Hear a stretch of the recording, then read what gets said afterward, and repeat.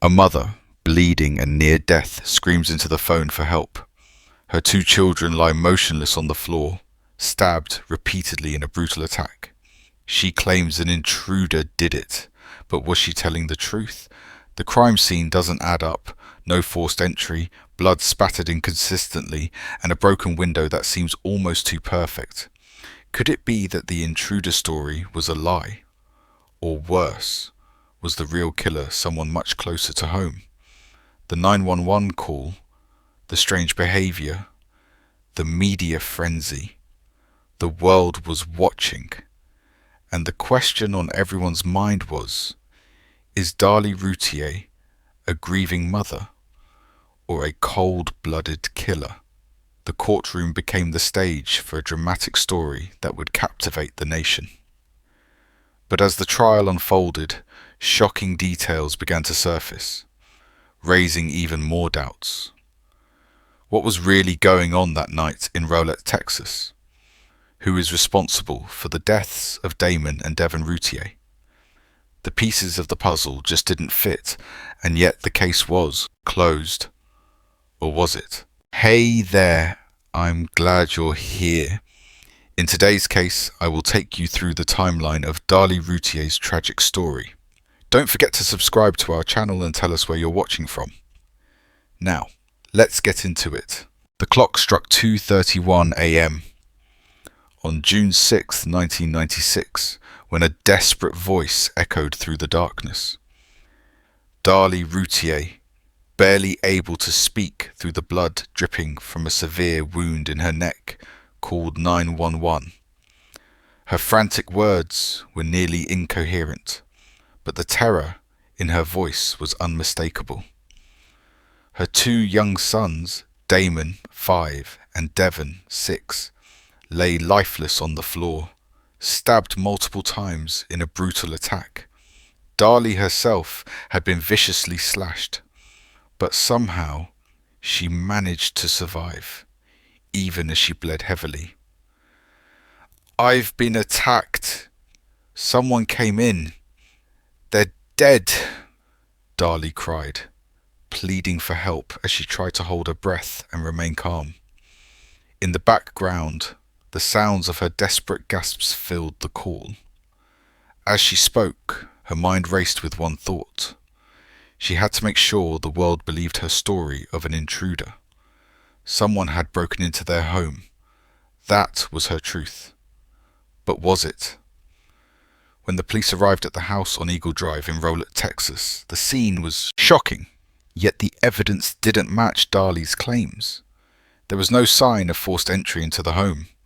No broken locks, no signs of a struggle with an intruder. Just a picture of chaos. The officers quickly found something even more puzzling. A blood-soaked sock discarded 75 yards away from the house, far beyond where anyone could have reasonably been attacked. But it was the bloodstains that made no sense. There was no trail of blood leading from the house to suggest a fleeing intruder. And Darlie's own wound, though severe, was not instantly fatal, leading investigators to wonder, why did she survive when her children didn't? The window in the garage, broken and left ajar, seemed to back up her intruder story. But the longer the investigators looked, the more they began to suspect that this wasn't a case of a violent home invasion. What if the story was much darker than it seemed? The pieces didn't fit. And yet, Darlie insisted that an intruder was responsible. As the investigation unfolded, the truth about that night began to look less and less certain. Was Darlie truly the victim? Or was she hiding a dark secret? The question lingered, unanswered, casting a shadow over everything that followed. On June 6, 1996, the Rowlett Police Department was thrust into one of the most puzzling crime scenes they had ever encountered. Darlie Routier, bleeding from a severe throat wound, had placed a frantic 911 call, claiming an intruder attacked her and her two sons, Damon, 5, and Devon, 6. Despite her own grave injuries, Darlie managed to remain conscious and recount the horrific scene. However, as the investigation unfolded, the evidence did not align with her story. Upon arriving at 581 Eagle Drive, officers were immediately struck by the lack of forced entry. The home showed no signs of a break-in, no broken doors or windows. Inside, there was an unsettling absence of any struggle or defensive wounds on the children, suggesting they were attacked while they slept. The bloodstains in the kitchen didn't fit with Darlie's account either. Officers found no fingerprints or DNA from an intruder anywhere inside the house, further raising suspicions. A blood-soaked sock was discovered 75 yards away from the house, an odd and significant find that suggested the crime scene had been staged to appear as though an intruder had fled. No blood trail was found leading from the house, which would have been expected if an attacker had exited. Darlie's calm demeanour during the 911 call stood out to investigators. Her voice, though strained, lacked the urgency expected from a mother whose children had been brutally murdered. The police began to suspect that Darlie's version of events wasn't entirely truthful. Her behaviour after the crime, being seen laughing and shopping for a memorial with friends, only deepened their concerns. The investigation now centred on one haunting question. Did Darlie create the scene to cover up a crime? On June 14th, 1996, barely a week after the brutal murders of her two young sons, Darlie Routier, along with her husband Darren, held a memorial for Damon and Devon. The gathering, meant to honour the lives of the two children, quickly took an unexpected turn. The media, which had been closely following the case, captured an image that would haunt Darlie for years to come. In the footage, Darlie, in the presence of friends and family, could be seen laughing and spraying silly string over the graves of her sons. The sight of a grieving mother seemingly celebrating in such a bizarre manner struck many as unnervingly out of place. The laughter, the silly string, and the carefree behaviour stood in stark contrast to the tragedy that had unfolded just days earlier. As the footage spread across the media, public reaction was swift and harsh. To many, the image of Darlie laughing at her children's graves seemed to paint a clear picture. A mother who was not grieving, but instead a woman with something to hide. News outlets seized on the footage, circulating it relentlessly, framing Darlie's actions as evidence of her coldness and lack of remorse. The public began to question whether Darlie was truly a grieving mother or if her emotional detachment was something much darker. Was this behaviour an indication that she had no real emotional connection to her children, or was it the result of a carefully crafted facade to disguise her guilt? As the media scrutiny intensified, the question loomed larger than ever. Could a grieving mother truly act like this, or was it all a facade? The public was torn, and the pressure on Darlie mounted. On June 18th, 1996, just 12 days after the tragic deaths of her two young sons, Darlie Routier was arrested and charged with capital murder in the death of her 5-year-old son, Damon. The arrest came after an investigation that began to shift its focus from the possibility of an intruder to Darlie herself. Police and investigators had uncovered a series of unsettling details that led them to suspect Darlie may have been involved in the murders. The police delved into the Routier family's financial situation, and what they found raised alarms. Darlie and her husband, Doreen, were struggling with significant financial debt, including unpaid bills and mounting loans. The most disturbing discovery was the life insurance policies taken out on both Damon and Devon. Each child had policies worth $10,000, prompting the prosecution to argue that Darlie may have killed her sons to collect the life insurance money.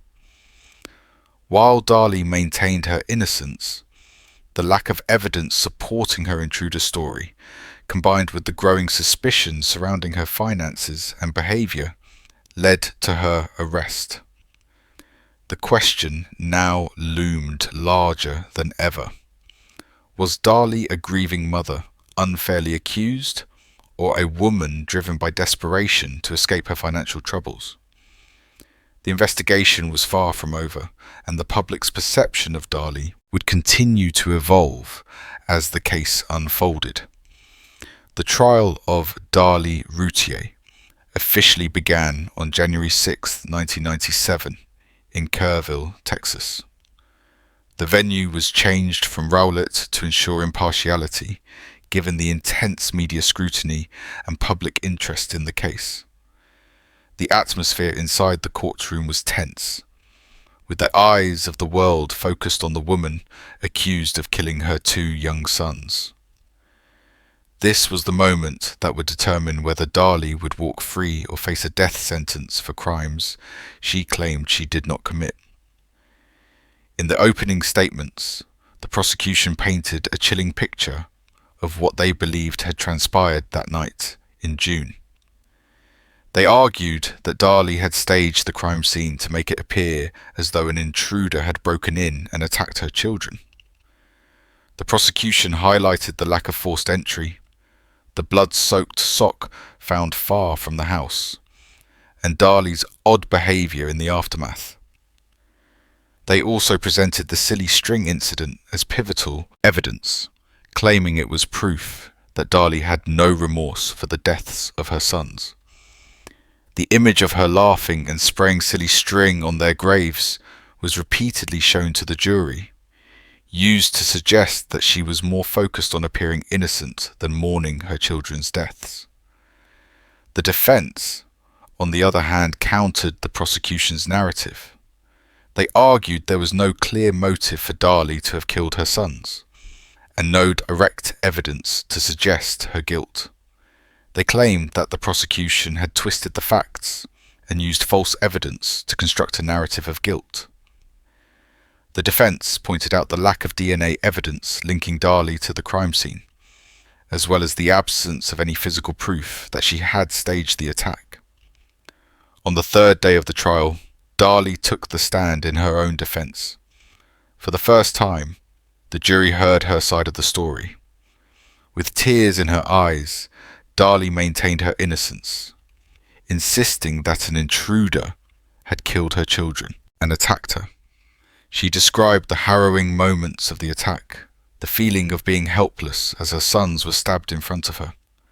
She spoke of her love for her children and the devastation of losing them. Her testimony was emotional, but it raised more questions than it answered. Will Darlie's testimony clear her name and reveal the truth behind the horrific deaths of Damon and Devon? Or would it seal her fate, leaving the jury with no choice but to convict her? As the trial continued, the tension only grew.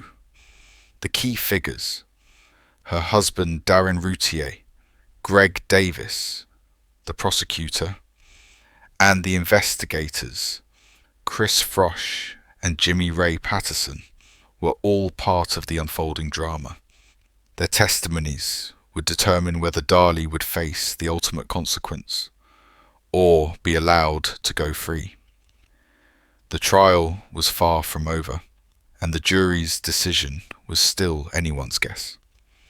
After weeks of intense testimony, cross-examination, and emotional appeals from both the prosecution and defense, the jury in Kerrville, Texas, reached their decision on February 4th, 1997. The courtroom was filled with tension as the foreman read the verdict. Darlie Routier was convicted of capital murder in the death of her 5-year-old son, Damon. The jury deliberated for a brief period before determining that she was responsible for the brutal slaying of her child. The sentencing phase followed quickly after the conviction. The prosecution argued that the crime was premeditated, emphasizing the lack of remorse shown by Darlie, particularly highlighting the silly string incident and her behavior following the murders. The defense, however, argued that Darlie was a victim of circumstances, pointing to the lack of physical evidence linking her directly to the crime. Despite their pleas, the court sided with the prosecution. Darlie was sentenced to death by lethal injection, a decision that shocked many in the courtroom and around the country. Public opinion was sharply divided. Some believed Darlie was a heartless murderer, while others, particularly those who supported her, felt that injustice had been done. The question that remained in the air as Darlie was escorted from the courtroom was, did the jury make a mistake? Could Darlie still be innocent? The legal battle was far from over, and her future remained uncertain. After Darlie Routier's conviction, a determined effort to challenge her sentence and prove her innocence began to unfold, particularly through DNA testing and appeals. While Darlie remained on death row, her legal team worked tirelessly, aiming to overturn her conviction based on what they believed were significant flaws in the original trial and the handling of evidence.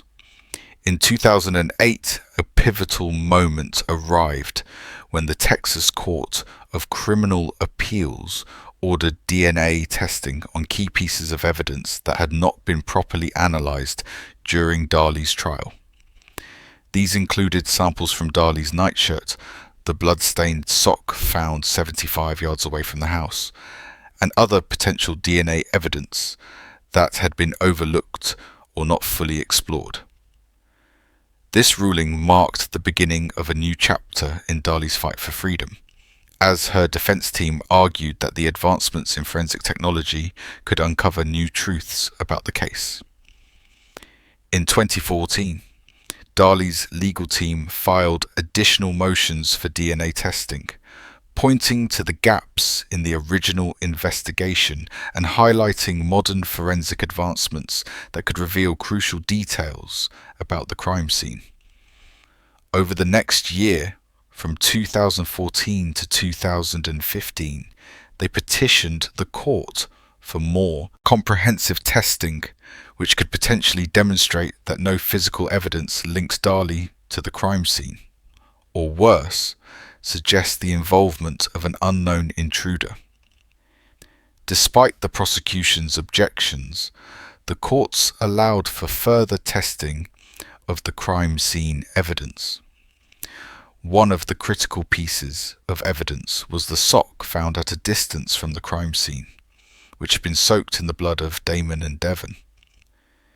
Investigators initially thought it had been placed by the intruder, but its location raised questions about its true significance. The DNA testing was hoped to reveal whether the sock had been planted as part of a staged crime scene, or if it could provide insight into an intruder's involvement.